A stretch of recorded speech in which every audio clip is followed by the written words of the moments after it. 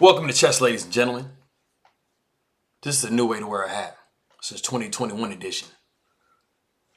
If you're not wearing your hat like this, you're not cool. Nah, I'm playing. Just kidding. Let me get fixed up. Okay. All right. So I'm continuing my coverage. The wide world of sports. Nah, I'm playing. I'm finishing. Not finishing, but I'm going through with my coverage of Wesley versus Nodirbek Abdusattorov of the Speed Chess Championships, and I'm in the blitz portion. And so this is round 15 of the 3+1 blitz portion, and this game is pretty exciting. It's sometimes it's kind of hard to make chess exciting, but when there's a lot of tactics and twists and turns and missed opportunities and stuff like that, it makes chess pretty exciting, at least in my opinion. But I'm a super diehard chess fan. I don't know about you guys, but if you guys are ready, we can go ahead and take a look at this game and see what we have. All right, get this. All right, cool. All right, so we have E4, C6. They're just grinding. They're grinding this, this Caro-Kann down. So it's a Caro-Kann again. All right, so we have D4. Most typical way to play it, D4. This is the general position that you see normally in a Caro-Kann. So we have the main variation, knight to c3. All right, so we have d takes e4, knight takes e4, knight to f6. All right, so we have knight takes f6 with check. So of course, there's only two ways to take back. There's not that way. There's g6 and g takes f6, e takes f6. Only two moves. All right, so we have e takes f6. So this is the Caro-Kann Tartakower variation. All right, so we have c3, just adding some defense to that d4 square, trying to make sure our center is reinforced. All right, so we have bishop to d6, bishop to d3. All right, so we have castles for black.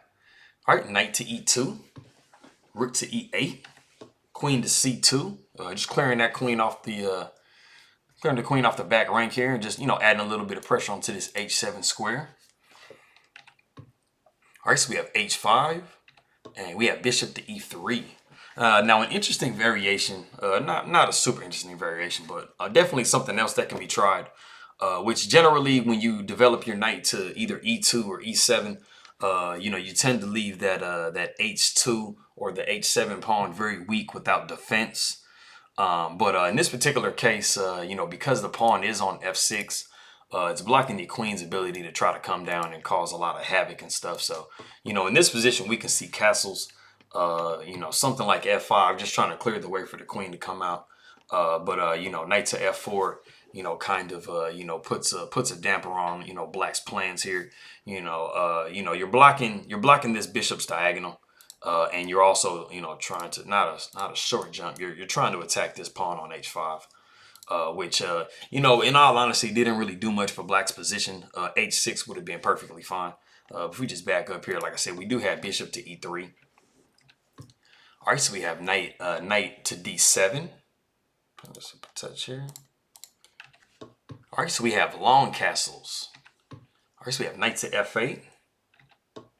We have h3. Of course, if we have any like bishop to g4 type situations, we definitely can't go f3 because of rook takes e3. All right, so we have bishop to e6. All right, king to b1. When you queenside castle, king b1 is a really strong move you want to consider. Generally it just kind of gets the king out of the way of any type of attacks on these diagonals here. So it's always good to do. All right, so we have a5. And this move right here, this is a brand new position. We have never seen this position before in the database.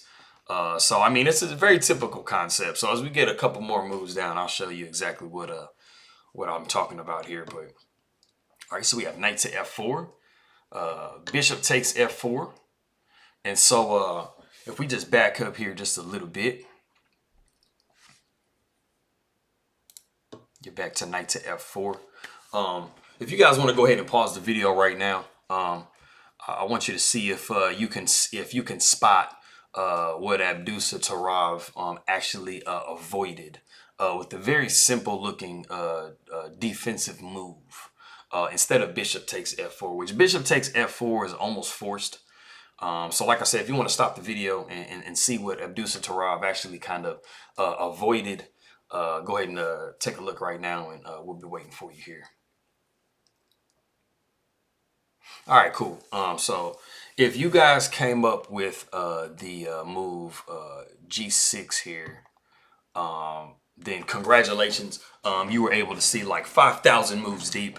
No, not 5,000, like 5 or 6 moves deep. But you know, it's a perfectly natural looking move. You know, G6 seems like it protects your H5 square, your H5 pawn. And you know, you seems like you don't really have a whole lot to worry about, like as far as like knight takes and then knight takes back this way, bam. But if we just go ahead and go into the actual variation that I'm talking about, it'll become a little bit more clear. So we have knight. We would have knight takes e6, knight takes e6. Get this down here, bam. All right, so we have d5, and you know, pawn takes d5. All right, bishop to b5, just trying to kick that rook around a little bit. And so, you know, the most logical place for you to go would be, you know, rook to e7. All right, so we'd have rook takes d5. Since there's no discoveries as far as like, you know, checking the king anywhere, you know, that rook is pretty safe on that square there. So to try to defend, you'd have see queen to c7. And, you know, we would see rook h to d1, just adding extra pressure on that bishop. All right, so we'd move bishop out of the way. And, you know, we want to preserve that bishop. It's a pretty good attacking and defensive piece, so, you know, we definitely don't want to give it up. All right, so we have queen to b6, attacking this undefended bishop here on b5. All right, so bishop to c4, and in this particular position, it might look kind of tasty. You know, you might turn into, you know, Yasser Sirawan, trying to see if you can't snap a pawn off because, hey, it looks like, you know, this pawn right here is a little under defended. So if we were to go into that variation, you know, we'd see bishop takes f2. But then, unfortunately, that runs into queen to d6. You know, if you thought maybe you can just kind of back the queen up on the a7 and still be okay, this will actually show you that it's pretty horribly lost here.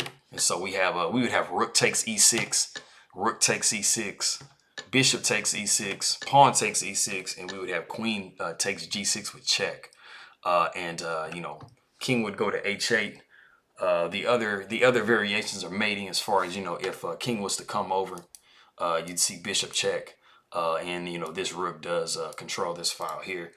So we'd see king to h8 and rook to d7, and there are actually two different mates here on g7 and h7 that you can avoid, and you know, one move doesn't defend against both of those. So I'm not sure if Abdusattorov actually was able to see calculate this far. Most likely in a blitz or bullet game, you're not able to calculate that far. But you know, in his intuition just kind of helped him avoid this this whole series of moves here. So like I said, we had knight to f4, bishop takes f4, and then we have bishop takes f4, and we have b5, and we have g4. Now a lot of times, guys, you know, when you're castling opposite sides, you're gonna have a lot of pawn moves that are going to try to open lines and stuff like that. So, you know, when you have, you know, one side castles queen side, one side castles king side, you know, you're going to start to kind of roll your pawns, just get a little pawn storm going. Unfortunately, in this position, G4 is not quite fast enough. And it doesn't quite do what you want it to do compared to, you know, black's moves and stuff. So, you know, we have queen to D5. Very strong move, you know, of course, attacking this a2 square. And so, you know, you don't have really a lot you can do in this position. I mean, you know, b3 runs into a4, and you know, you're just having way too many problems with, you know, b4 and stuff like that coming. So you're forced to make a concession here, and that's c4. You know, and that just automatically loses a pawn. So we have bishop to e4. Queen to b5, and now, like as I said before, guys, I mean, you have this file half open. You know, white is just kind of not achieving what they want to achieve in enough time. So you know, black is definitely on a major offensive here. All right, so we have a4 trying to knock the queen back a little bit, but you know, the queen just maintains its pressure on that file and just backs up a file. All right, so we have g takes h5, and we have rook a to d8. And so what I'm actually going to do again back up here and see what Abdusattorov actually missed in this position, and it was pretty crushing. It was a pretty killer move. It has kind of a little bit to do with tempo, so I'll show you a little bit what I mean with the tempo in a second. But if you want to pause the video and catch back up with us in a second, I'm curious if you're going to be able to find this move. It's a pretty, I think it's a pretty hard move to find as black. Seems kind of counterintuitive. Rook A to D8 definitely seemed a little bit better. So go ahead and pause it, take a second and take a look and see if you can come up with this move, and we'll catch you in a second. All right, cool. So I'm wondering if any of you guys came up with bishop to d5. And bishop to d5 is actually pretty straightforward. You know what it's doing is it's trying to trade off one of these pairs of bishops because you know, as you can see, this bishop is kind of tied down to this rook. You know, it's hoping for, you know, the trades, and it'll just basically just be a completely open position. But, you know, fortunately, as white, you don't really have anything better than to just go into that trade. So we'll see bishop takes d5, c takes d5, you know, bishop back to e3. And this is just a sample variation of what it would look like. But this is actually probably some of the best moves you can make to try to defend this position here. All right, so you have rook a to b8. All right, so you have rook h to g1. You have king to h8, just kind of sidestepping everything.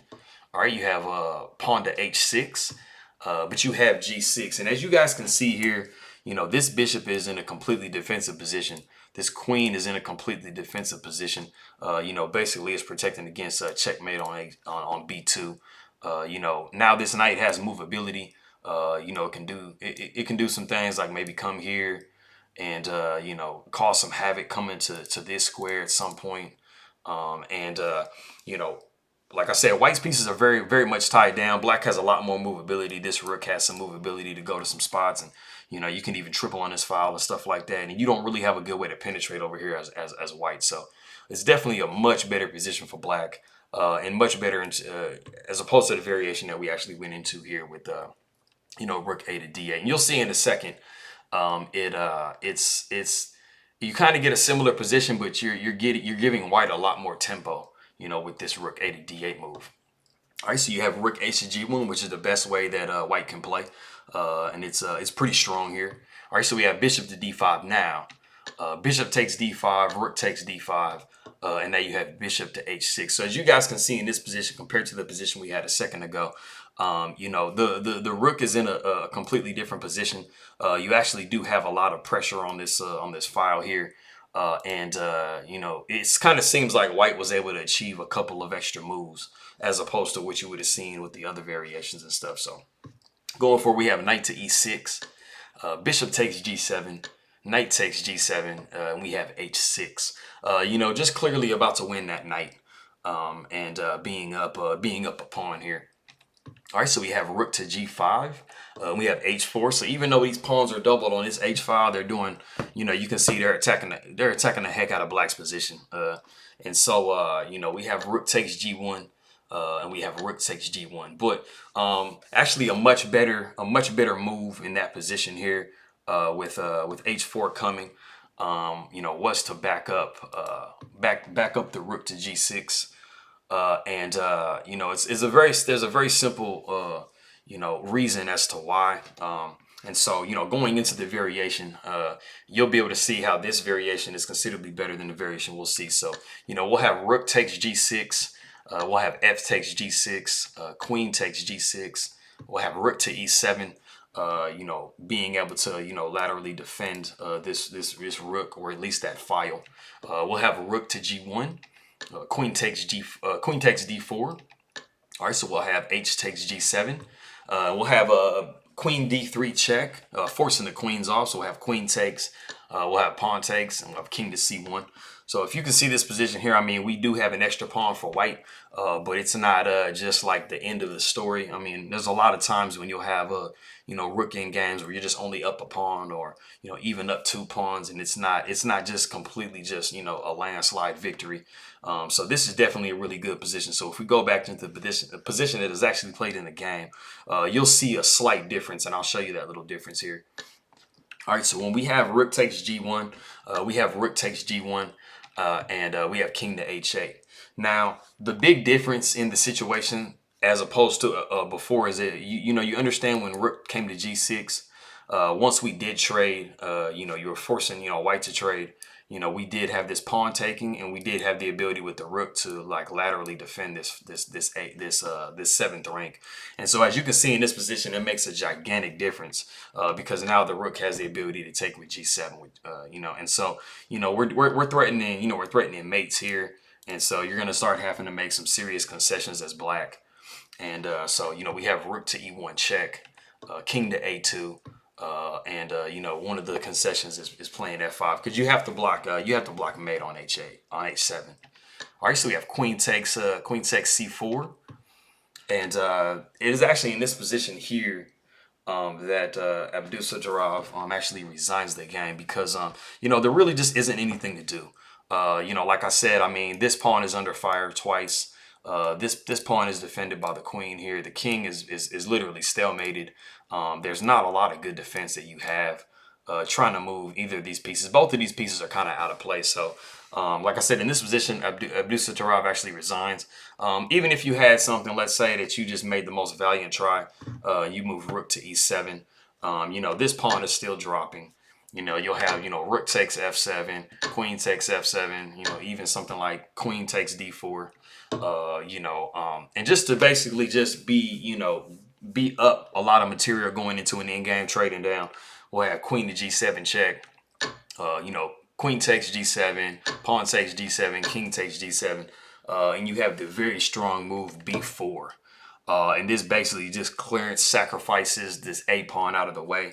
And you have the a pawn that's just going to be able to march to victory after a takes b4 and a5. And as you guys can see here, as you guys have seen from some of my previous videos, you know, this is the square of this pawn here.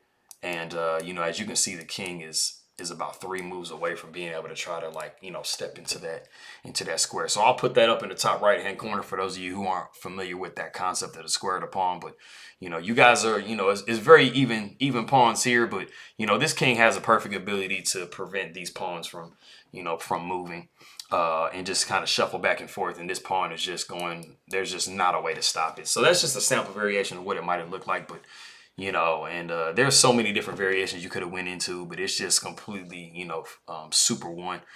So like I said, Abdusattorov actually resigns the game. And, you know, that is that. You know, if you guys have any more videos you'd like for me to make, go ahead and let me know in the comments. That is all she wrote. And I appreciate you guys coming and stopping by. Go ahead and subscribe and like for me. Leave me any comments you have, you could think of. And I will see you guys next time. I appreciate it.